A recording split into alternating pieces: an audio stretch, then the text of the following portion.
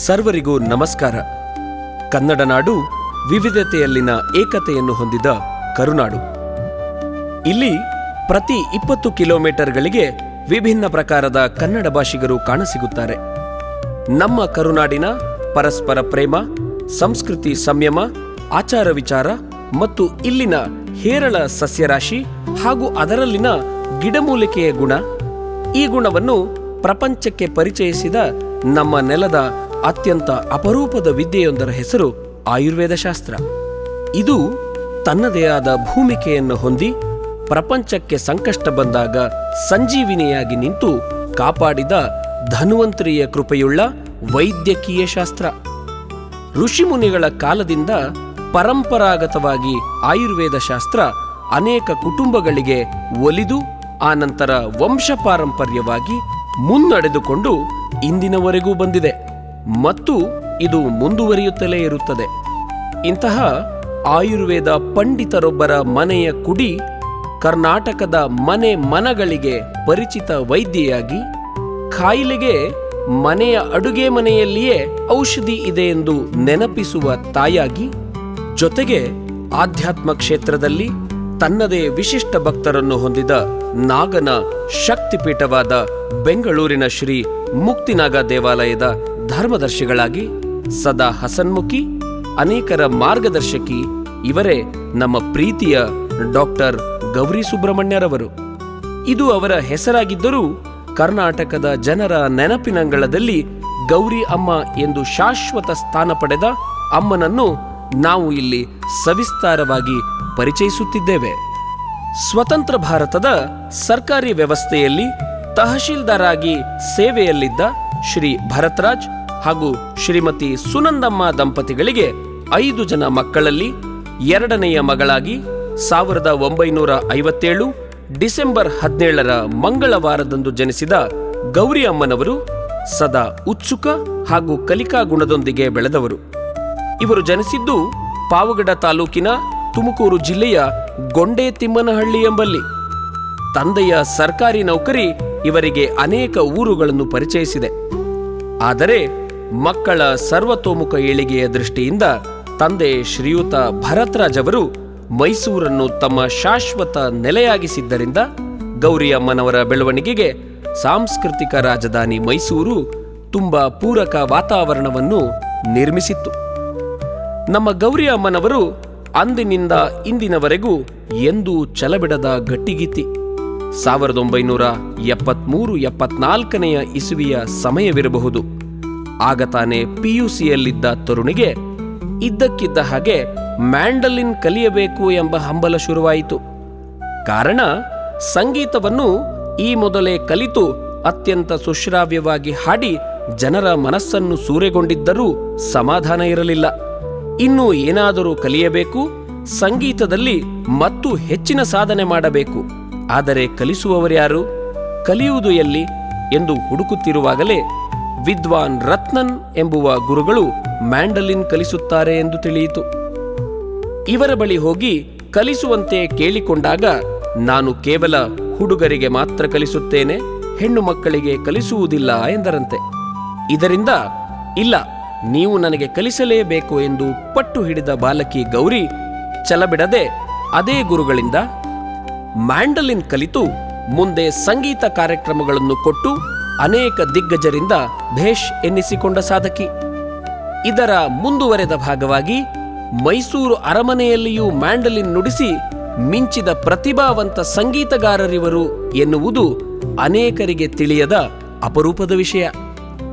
ಕುಮಾರಿ ಗೌರಿ ಭರತರಾಜ್ ಎಂಬ 23 ವರ್ಷದ ತರುಣಿ ಮೈಸೂರಿನವರೇ ಆದ ಕುಮಾರ್ ಸುಬ್ರಹ್ಮಣ್ಯ ಅಶ್ವಥ್ ಶಾಸ್ತ್ರಿ ಎಂಬುವವರ ಜೊತೆಗೆ 1980 ಜೂನ್ 26 ಮೈಸೂರಿನಲ್ಲಿಯೇ ವೈವಾಹಿಕ ಜೀವನಕ್ಕೆ ಕಾಲಿಟ್ಟರು. ಅಲ್ಲಿಂದ ನಮಗೆಲ್ಲ ಪರಿಚಯವಾದ ಗೌರಿ ಸುಬ್ರಹ್ಮಣ್ಯ ಎಂಬ ಶಾಶ್ವತ ಹೆಸರು ಅಚ್ಚೊತ್ತಿದ್ದು. ಗೌರಿ ಅಮ್ಮ ಸೊಸೆಯಾಗಿ ಬಂದದ್ದು ಸಾಮಾನ್ಯರ ಕುಟುಂಬಕ್ಕೇನಲ್ಲ. ಸಾಹಿತ್ಯ ಭೀಷ್ಮ ಎಂದು ಬಿರುದಾದ ಸೋರಾಟ್ ಅಶ್ವಥ್ರವರ ಮನೆಗೆ. ಹೌದು ಬಂಧುಗಳೇ, ನಟ, ನಿರ್ಮಾಪಕ, ನಿರ್ದೇಶಕ, ಸಾಹಿತಿ, ಬರಹಗಾರ ಹೀಗೆ ಎಲ್ಲದರಲ್ಲಿಯೂ ಮುಂಚೂಣಿಯಲ್ಲಿದ್ದ ಖ್ಯಾತಿ ಸೋರಠ್ ಅಶ್ವಥ್ರವರದ್ದು. ಕಪ್ಪು ಬಿಳಿ ಕಾಲದ ಚಿತ್ರಗಳಾದ ಕಟಾರಿ ವೀರ, ನವಜೀವನ, ಕನಕದಾಸ, ನಂದಾದೀಪ, ನಾಂದಿ, ಜೇನುಗೂಡು ಹೀಗೆ ಅನೇಕ ಸಿನಿಮಾಗಳ ಕರ್ತೃ ಇದೇ ಸೋರಠ್ ಅಶ್ವಥ್. ಇಂಥ ಪ್ರತಿಷ್ಠಿತ ಕುಟುಂಬಕ್ಕೆ ಧನ್ವಂತ್ರಿ ಸ್ವರೂಪಿಯಾದ ತವರು ಮನೆಯಿಂದ ವಂಶಪಾರಂಪರ್ಯವಾಗಿ ಆಯುರ್ವೇದ ಶಾಸ್ತ್ರದ ಜ್ಞಾನ ಹೊಂದಿದ್ದ ಗೌರಿ ಅಮ್ಮನವರಿಗೆ ಪತಿ ಶ್ರೀಯುತ ಸುಬ್ರಹ್ಮಣ್ಯ ಶಾಸ್ತ್ರಿಗಳು ಬೆಂಬಲವಾಗಿ ನಿಂತರು. ಅಲ್ಲಿಂದ ಜನಸೇವೆ, ಔಷಧೋಪಚಾರದ ಸೇವೆ ಆರಂಭವಾಯಿತು. ಸದಾ ಸೇವಾ ಮನಸ್ಥಿತಿಯ ಈ ದಂಪತಿಗಳು ಸಂಪೂರ್ಣವಾಗಿ ಸಮಾಜಕ್ಕೆ ಬದುಕಲು ನಿಶ್ಚಯಿಸಿದರು. ಕಾಲೇಜಿನಲ್ಲಿ ಉಪನ್ಯಾಸಕರಾಗಿದ್ದ ಶ್ರೀಯುತ ಪ್ರೊಫೆಸರ್ ಸುಬ್ರಹ್ಮಣ್ಯ ಶಾಸ್ತ್ರಿಗಳಿಗೆ ದೈವ ಪ್ರೇರಣೆಯಾಗಿ ಉದ್ಯೋಗ ಬಿಟ್ಟು ಆಧ್ಯಾತ್ಮದ ಕಡೆಗೆ ಹೊರಟಾಗ ಪತಿಯೊಂದಿಗೆ ಸತಿ ಎಂದು ಅವರ ಬೆನ್ನೆಲುಬಾಗಿ ನಿಂತವರು ಗೌರಿ ಅಮ್ಮ. ಪರಮಪೂಜ್ಯ ಶ್ರೀ ಸುಬ್ರಹ್ಮಣ್ಯ ಶಾಸ್ತ್ರಿಗಳ ಆಧ್ಯಾತ್ಮ ಸಾಧನೆಯ ಕುರಿತು ನಿಮಗ್ಯಾರಿಗೂ ತಿಳಿಸುವ ಅಗತ್ಯವಿಲ್ಲ, ಏಕೆಂದರೆ ನೀವೆಲ್ಲರೂ ಈಗಾಗಲೇ ಬೆಂಗಳೂರಿನ ರಾಮೋಹಳ್ಳಿಯ ಶ್ರೀ ಮುಕ್ತಿನಾಗನ ದರ್ಶನ ಮಾತ್ರದಿಂದ ಪುನೀತರಾದವರೇ ಇದ್ದೀರಿ. ಸದಾ ನಮ್ಮ ದುಃಖ ದುಮ್ಮಾನವನ್ನು ನಿವಾರಿಸುವ ನಾಗನ ಕ್ಷೇತ್ರವನ್ನು ನಮಗೆ ನಿರ್ಮಿಸಿ ಮಾರ್ಗದರ್ಶನ ಮಾಡಿದ ಪೂಜ್ಯ ಗುರುಗಳಿಗೆ ಎಲ್ಲರ ಪರವಾಗಿ ದೀರ್ಘದಂಡ ನಮಸ್ಕಾರಗಳು. ಶರೀರೇ ಜರ್ಜರೀಭೂತೆ ವ್ಯಾಧಿಗ್ರಸ್ತೆ ಕಳೇಬರೆ ಔಷಧಂ ಜಾಹ್ನವಿ ತೋಯಂ ವೈದ್ಯೋ ನಾರಾಯಣೋ ಹರಿಹೇ. ಸಣ್ಣ ಪ್ರಮಾಣದಲ್ಲಿ ಔಷಧಿ ನೀಡುವ ಸೇವೆ ಆರಂಭಿಸಿದ ಗೌರಿ ಅಮ್ಮನವರ ಕಾಯಕ ಪ್ರಚಲಿತವಾಗಲು ಜಾಸ್ತಿ ದಿನ ಹಿಡಿಯಲಿಲ್ಲ. ರಾಜ್ಯವ್ಯಾಪಿ ಪಸರಿಸಿಯೇ ಬಿಟ್ಟಿತು. ಇಲ್ಲಿಂದ ನಡೆದದ್ದೆಲ್ಲ ಇತಿಹಾಸವೇ. ಇಲ್ಲಿಯವರೆಗೆ 25,000ಕ್ಕೂ ಅಧಿಕ ಜನರಿಗೆ ಔಷಧಿ ನೀಡಿ ಗುಣಪಡಿಸಿದ್ದಾರೆ. 3,000ಕ್ಕೂ ಅಧಿಕ ಜನರಿಗೆ ಶಸ್ತ್ರಚಿಕಿತ್ಸೆ ಇಲ್ಲದೆ ಗರ್ಭಕೋಶವನ್ನು ರಕ್ಷಿಸಿದ್ದಾರೆ. ಕ್ಯಾನ್ಸರ್ ಅಂತಹ ಮಹಾಮಾರಿಯನ್ನು ಹಾಗೂ ಹೃದಯ ಸಮಸ್ಯೆಯನ್ನು ಬಗೆಹರಿಸಿಕೊಟ್ಟ ಕೀರ್ತಿ ಇವರಿಗಿದೆ. ಎಲ್ಲಿಯೂ ಗುಣವಾಗದ ಕೆಲವು ಕಾಯಿಲೆಗಳು ಗೌರಿ ಅಮ್ಮನ ಅಮೃತ ಹಸ್ತ ನಿವಾರಿಸಿದೆ. ಸಂತಾನ ಇಲ್ಲದವರಿಗೆ ಸಂತಾನ, ಮಾತು ಬಾರದ ಸಾವಿರಾರು ಮಕ್ಕಳಿಗೆ ಮಾತು. ಜ್ಯೋತಿಷ್ಶಾಸ್ತ್ರದಲ್ಲಿಯೂ ಅಮ್ಮನವರು ಅಪಾರ ಜ್ಞಾನ ಹೊಂದಿದ್ದಾರೆ. ಯೋಗ ಹಾಗೂ ಪ್ರಕೃತಿ ಚಿಕಿತ್ಸೆಯಲ್ಲಿ ಜ್ಞಾನವಿರುವ ಗೌರಿ ಅಮ್ಮ ಅನೇಕರಿಗೆ ಇದರ ತರಬೇತಿ ನೀಡಿದ್ದಾರೆ. ಈ ಎಲ್ಲ ಸೇವೆಯನ್ನು ಕೇವಲ ಬಂದು ಪಡೆಯುವವರು ಮಾತ್ರ ಅಲ್ಲ, ಟಿವಿ, ರೇಡಿಯೋ ಮುಖಾಂತರ ಸಮಾಜಕ್ಕೆ ತಲುಪಿಸಬೇಕು ಎಂದು ನಿರ್ಧರಿಸಿದ ಸ್ಟಾರ್ ಸುವರ್ಣ, ಆಯುಷ್ ಟಿವಿ, ಸಿರಿ ಕನ್ನಡ, 91.1 FM, ರೇಡಿಯೋ ಸಿಟಿ ಸೇರಿದಂತೆ ಇನ್ನು ಅನೇಕ ಮಾಧ್ಯಮಗಳು ಇವರ ವಿಚಾರವನ್ನು ಜನರ ಮನೆ ಮನೆಗೆ ತಲುಪಿಸಿದ್ದಾರೆ. ಅದು ಒಂದೆರಡು ಬಾರಿಯಲ್ಲ, ಕಳೆದ 15 ವರ್ಷಗಳಿಂದ ಇಂದಿನವರೆಗೂ ನಡೆಯುತ್ತಲೇ ಇದೆ. 3,000ಕ್ಕೂ ಅಧಿಕ ಸಂಚಿಕೆಗಳು ಇದರಿಂದ ಮೂಡಿಬಂದಿದೆ. ಗೌರಿ ಅಮ್ಮ ಸ್ವತಃ ಅಂಗೈಯಲ್ಲಿ ಆರೋಗ್ಯ ಭಾಗ 1, ಭಾಗ 2 ಮತ್ತು ಇನ್ನೂ 6 ಪುಸ್ತಕಗಳನ್ನು ಬರೆದ ಲೇಖಕರೂ ಹೌದು. ಇದನ್ನು ಪ್ರಿಸಮ್ ಪಬ್ಲಿಕೇಶನ್ ಅವರು ಪ್ರಕಟಿಸಿ ಜನರ ಕೈ ಸೇರುವಂತೆ ಮಾಡಿದ್ದಾರೆ. ಕಲ್ಪತರು ಹೆಸರಿನ 6 CD ಜನರಿಗೆ ಈಗಾಗಲೇ ಬಿಡುಗಡೆ ಮಾಡಲಾಗಿದೆ. ಪ್ರಿಯ ಮಿತ್ರರೇ, ಇಲ್ಲಿಯವರೆಗೆ ಬರೋಬ್ಬರಿ 40 ವರ್ಷಗಳಿಂದ ಆಯುರ್ವೇದ ಔಷಧಿ ಸೇವೆ ರೋಗಿಗಳಿಗೆ ನೀಡುತ್ತಲೇ ಬಂದಿದ್ದಾರೆ. ಉಚಿತ ಆಯುರ್ವೇದ ಮೆಡಿಕಲ್ ಕ್ಯಾಂಪ್, ಅನೇಕ ಇಂಟರ್ವ್ಯೂ, ಪಾಡ್ಕ್ಯಾಸ್ಟ್ ಜೊತೆಗೆ ಕನ್ನಡ ಹಾಗೂ ಸಂಸ್ಕೃತದಲ್ಲಿ ಖ್ಯಾತ ನಟ ಶ್ರೀ ಸುಚೇಂದ್ರ ಪ್ರಸಾದ್ ರವರ ಪದ್ಮಗಂಧಿ ಎಂಬ ಡಾಕ್ಯುಮೆಂಟರಿ ಚಲನಚಿತ್ರದಲ್ಲಿ ಮುಖ್ಯ ಭೂಮಿಕೆಯಲ್ಲಿ ಅಭಿನಯಿಸಿ ಸೋರಠ್ ಅಶ್ವಥ್ ರವರ ಹಾದಿಯನ್ನು ಮರೆಯದ ಹೆಮ್ಮೆಯ ಸೊಸೆಯೂ ಹೌದು ಎಂದು ಸಾಬೀತುಪಡಿಸಿದ್ದಾರೆ. ಈ ಸಾಧನೆಯ ಸೇವಾ ಹಾದಿಯಲ್ಲಿ ಬರುತ್ತಿರುವಾಗಲೇ ಗೌರಿ ಅಮ್ಮನವರಿಗೆ ಪೂಜ್ಯ ಗುರುಗಳು ಇನ್ನೊಂದು ಮಹತ್ವದ ಜವಾಬ್ದಾರಿಯನ್ನು ಕೈಗಿಟ್ಟು ಮುಕ್ತಿನಾಗನಲ್ಲಿ ಲೀನವಾದರು. ಅದುವೇ ಶ್ರೀ ಮುಕ್ತಿನಾಗ ಕ್ಷೇತ್ರದ ಧರ್ಮದರ್ಶಿಗಳ ಜವಾಬ್ದಾರಿ. ಒಬ್ಬಂಟಿ ಹೆಂಗಸು ದೇವಸ್ಥಾನ ಹೇಗೆ ನಡೆಸ್ತಾರೆ, ದೇವಸ್ಥಾನ ನಡೆಸೋದು ಅಂದರೆ ಏನು, ಬಂದವರಿಗೆ ಔಷಧಿ ಕೊಟ್ಟು ಕಳಿಸಿದಷ್ಟು ಸುಲಭನ ಎಂದು ಮಾತನಾಡಿದ ಅನೇಕರ ಮುಂದೆ ಧೃತಿಗೆಡದೆ ಧೈರ್ಯದಿಂದ ಗುರು ಹಿರಿಯರ ಮಾರ್ಗದರ್ಶನದಿಂದ ಈ ಮೊದಲೇ ಹೇಳಿದಂತೆ ಬಾಲ್ಯದಿಂದಲೇ ಛಲಗಾತಿಯಾದ ಗೌರಿಯಮ್ಮ ಆಧ್ಯಾತ್ಮ ಕ್ಷೇತ್ರದಲ್ಲಿಯೂ ಮುಂದೆ ಮಾಡಿದ್ದೆಲ್ಲ ಇತಿಹಾಸವೇ.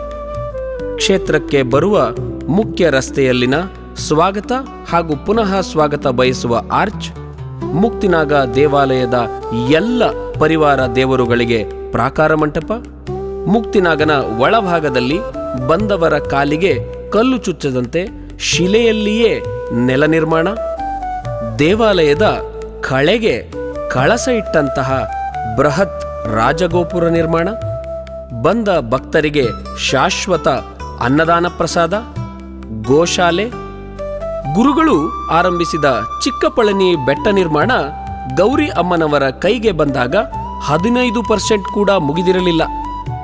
ಅಂತಹ ದೇವಾಲಯ ನಿರ್ಮಾಣದ ಕೆಲಸ ಈಗ ಮುಕ್ತಾಯದ ಹಂತ ತಲುಪಿ ಲೋಕಾರ್ಪಣೆಗೆ ತಯಾರಾಗಿದೆ. ಇತ್ತೀಚೆಗೆ ಭೂಮಿ ಪೂಜೆ ಮಾಡಿ ಸುಸರ್ಜಿತ ಅಡುಗೆ ಮನೆ ನಿರ್ಮಾಣದ ತಯಾರಿಯವರೆಗೆ ಎಲ್ಲವೂ ಶ್ರೀಮತಿ ಡಾಕ್ಟರ್ ಗೌರಿ ಸುಬ್ರಹ್ಮಣ್ಯ ಅಮ್ಮನವರ ಸಾಧನೆಗೆ ಹಿಡಿದ ಕೈಗನ್ನಡಿ.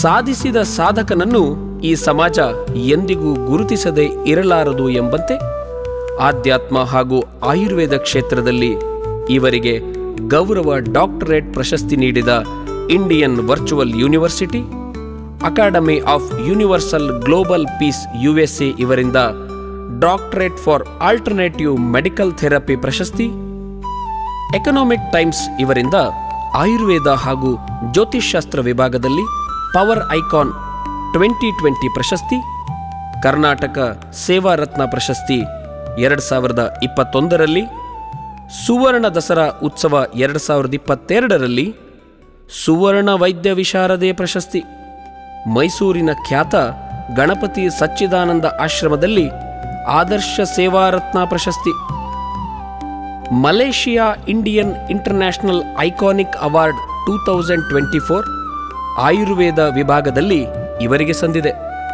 ಸಿಸ್ಟರ್ ನಿವೇದಿತಾ ರಾಷ್ಟ್ರೀಯ ಮಹಿಳಾ ಪುರಸ್ಕಾರ, 2024ರ ಆಯುಷ್ ನ್ಯಾಷನಲ್ ಹೆಲ್ತ್ ಪ್ರಶಸ್ತಿ, ಕೋಟಕ್ ಲೈಫ್ ಇವರಿಂದ ವುಮೆನ್ ಅಚೀವರ್ ಪ್ರಶಸ್ತಿ, ಪ್ರತಿಷ್ಠಿತ ಸುವರ್ಣ ನ್ಯೂಸ್ ಕನ್ನಡರವರು ಇವರಿಗೆ ಆಧ್ಯಾತ್ಮ ಹಾಗೂ ಆಯುರ್ವೇದ ಸಾಧನೆಯನ್ನು ಪರಿಗಣಿಸಿ ದುಬೈ ಇಂಡಿಯಾ ಇಂಟರ್ನ್ಯಾಷನಲ್ ಪ್ರಶಸ್ತಿ 2025ರಲ್ಲಿ ನೀಡಿದ್ದಾರೆ. ಪ್ರೌಡ್ ಇಂಡಿಯನ್ ಅವಾರ್ಡ್, ಸಿರಿ ಕನ್ನಡ ವಾಹಿನಿಯವರು ನೀಡುವ ಶ್ರೇಷ್ಠ ಕನ್ನಡತಿ ಪ್ರಶಸ್ತಿ, ಬೆಂಗಳೂರಿನ ಪ್ರತಿಷ್ಠಿತ ಛಾಯಾಬಾನು ಸಂಸ್ಥೆಯಿಂದ ದೇವಿ ಧನ್ವಂತರಿ ಎಂಬ ಗೌರವ ಪ್ರಶಸ್ತಿ, 2025 ಬೃಹತ್ ಬೆಂಗಳೂರು ಮಹಾನಗರ ಪಾಲಿಕೆಯವರು ನೀಡುವ ಕೆಂಪೇಗೌಡ ಪ್ರಶಸ್ತಿ ಕೂಡ ಇವರಿಗೆ ಲಭಿಸಿದೆ. ಇನ್ನೂ ಸಾವಿರಾರು ಸನ್ಮಾನ ಪುರಸ್ಕಾರಗಳು ಇವರನ್ನು ಹುಡುಕಿಕೊಂಡು ಬಂದಿದೆ. ಎಲ್ಲವನ್ನೂ ಸ್ವೀಕರಿಸಿ ಅದೆಲ್ಲವೂ ಸಮಾಜದಲ್ಲಿ ತಮ್ಮ ಜವಾಬ್ದಾರಿಯನ್ನು ಹೆಚ್ಚಿಸುತ್ತದೆ ಎಂದು ನಿಗರ್ವಿಗಳಾಗಿ ಎಲ್ಲರಿಗೂ ಮಾದರಿಯಾಗಿ ಬದುಕುತ್ತಲಿದ್ದಾರೆ ನಮ್ಮ ಗೌರಿಯಮ್ಮ. ಇವರು ಪ್ರಸ್ತುತ 2 ಹೆಣ್ಣು ಮಕ್ಕಳು, ಅಳಿಯ ಹಾಗೂ ಮೊಮ್ಮಗಳ ತುಂಬು ಸಂಸಾರದಲ್ಲಿ ಜೀವಿಸುತ್ತಿದ್ದರು. ಸದಾ ಸಮಾಜ ನನ್ನ ಕುಟುಂಬ ಎಂದು ಬದುಕುವ ಸಮಾಜಮುಖಿ ಹಾಗೂ ಬಹುಮುಖ ವ್ಯಕ್ತಿತ್ವದ ಇವರು ಸಂಗೀತಗಾರ್ತಿ, ವೈದ್ಯರತ್ನ, ಆಧ್ಯಾತ್ಮ ಶಕ್ತಿ, ಜ್ಯೋತಿಷ್ಯ ಗುರು, ಯೋಗ ಪ್ರವೀಣೆ, ಹೀಗೆ ಎಲ್ಲವನ್ನೂ ಕರಗತ ಮಾಡಿಕೊಂಡಿರುವ ನಮ್ಮ ನಿಮ್ಮೆಲ್ಲರ ಪ್ರೀತಿಯ ಡಾಕ್ಟರ್ ಗೌರಿ ಸುಬ್ರಹ್ಮಣ್ಯ ಅರ್ಥಾತ್ ಗೌರಿ ಅಮ್ಮನಿಗೆ ನಮ್ಮ ನಿಮ್ಮೆಲ್ಲರ ಪರವಾಗಿ ಮನದಂತರಾಳದಿಂದ ಅಭಿನಂದನೆಗಳು ಮತ್ತು ನಿಮ್ಮನ್ನು ಪಡೆದ ನಾವು ಸದಾ ಧನ್ಯರು ಎಂದು ನೆರೆದ ಎಲ್ಲರ ಪರವಾಗಿ ತಿಳಿಸುತ್ತಾ, ಗೌರಿಯಮ್ಮ ನಿಮಗೆ ಅನಂತಾನಂತ ಧನ್ಯವಾದಗಳೊಂದಿಗೆ ನಮಸ್ಕಾರ.